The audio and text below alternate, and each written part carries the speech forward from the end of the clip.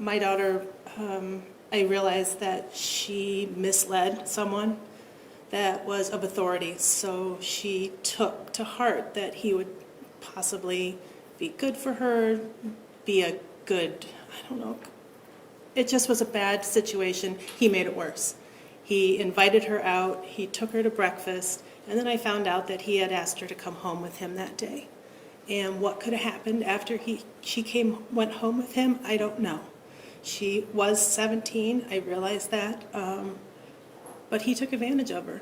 She was depressed and looking for attention, and what the prosecutor did to her in this room has really put her under. She is at home now. She can't work. She sits in a dark room and she doesn't want to come out. It's because this man did this to her.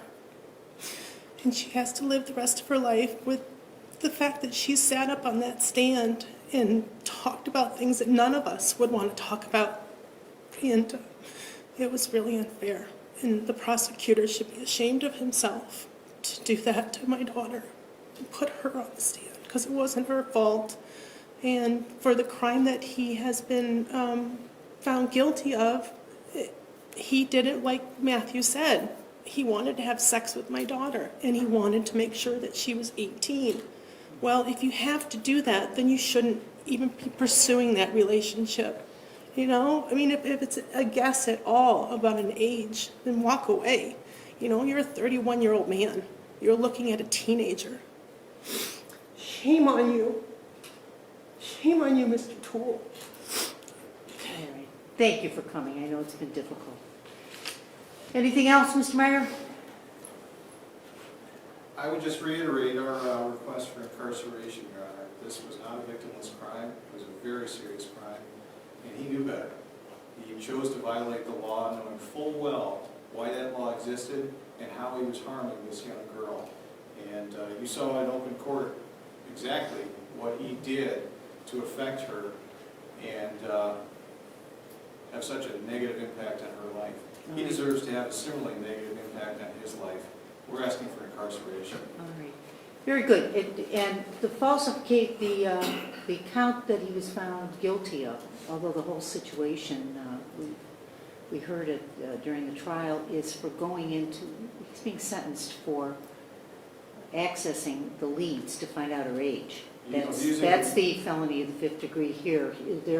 The state did not charge, other than disseminating improper material for which he was found not guilty. There are no other charges relating to this relationship other than those two. They're not, but the victim did testify how this caused her to feel violated and afraid, that he had access to all this personal information about her because he wanted to use the database for sexual gratification. It's just outrageous. All right. Counsel, you want to step up to the podium, please? Yes, thank you.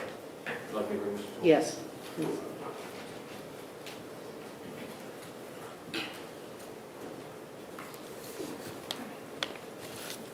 Would you like me to go first, Your Honor? Yes. Your Honor, I'd ask the court to consider, Mr. Toole is 32 years old. He does have a bachelor's degree.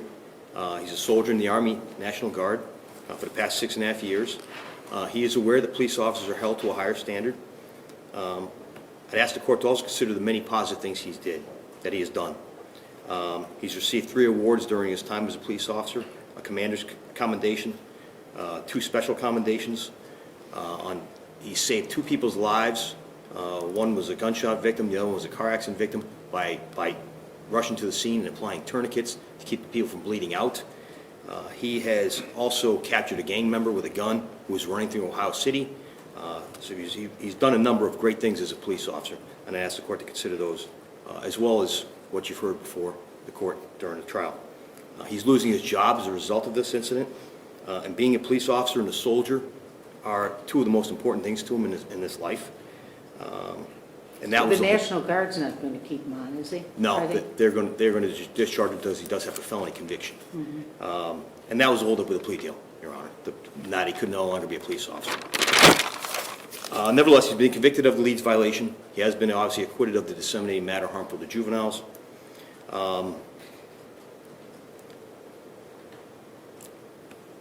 And the Leeds violation, he wasn't done to snoop, he wasn't done to look up the ex-wife's boyfriend. It was done so that he wouldn't have sex with her, so he wouldn't take advantage of her.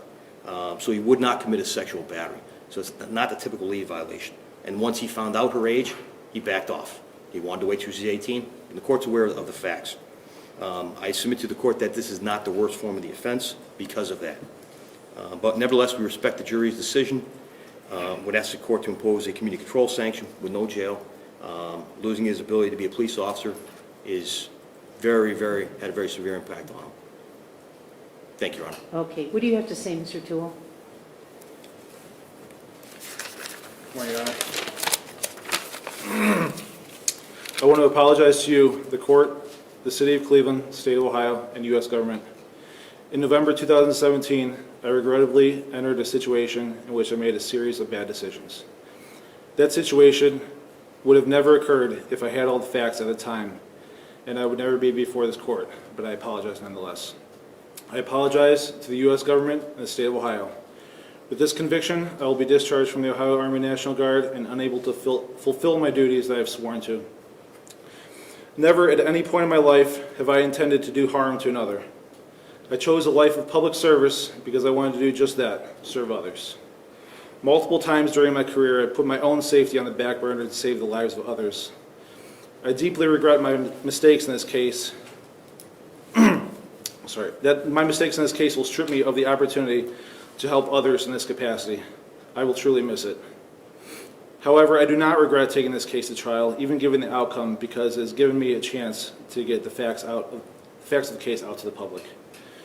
I have the deepest regret for this situation and can assure that I will never be in a situation like this again. I accept full responsibility and accept any punishment deemed necessary by this court.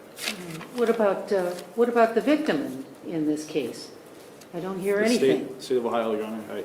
No, not just the state of Ohio. I mean, the young lady who was involved had to come up here and testify. Your Honor, I never intended to do any harm to any individuals, and if I have caused harm to anyone, I deeply apologize. Okay.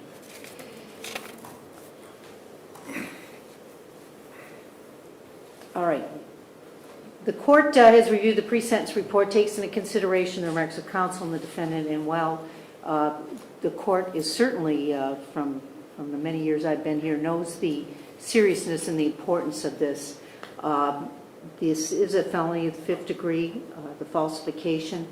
It is an offense that carries with it a strong presumption in favor of community control, and the court believes that this will be unlikely to recur, as he will be removed from his position as a police officer with even any access to the Leeds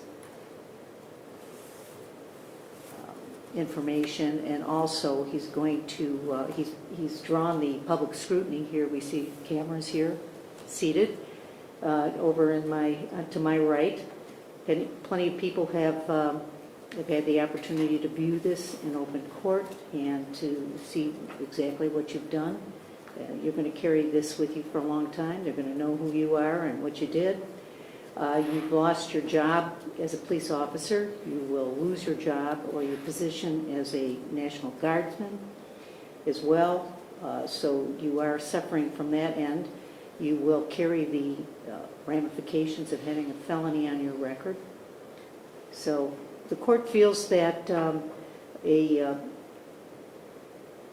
sentence of community control will be appropriate. You are, as this is he's a low risk, there's no doubt about that. This is unlikely to recur. So I'm going to put you in the low risk group. You'll report today. They will tell you when you need to report again to the probation department. You'll perform 100 hours of community work service.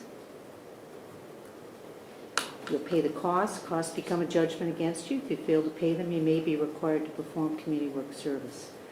The fine, $2,500, I'm going to impose it. I'll waive $1,500. You will pay $1,000, and you'll be subject to a supervision fee, $20 a month. There's to be no contact with the victim in this case. Do you understand? Yes, Your Honor. In the event you do not successfully complete the terms of your community control, As to count 1 felony, the 5th degree, you'll do 12 months at Lorraine Correctional. Now that you've been sentenced, the court will advise you have the right to appeal your verdict. If you do not have the money to pursue an appeal, you may have the state assign counsel for you and the transcript ordered state expense. However, the court would require you to file an appropriate motion with the supporting documentation of indigency. All right, so do you have any questions about what you need to do? No, Your Honor. All right, very good. You'll take them down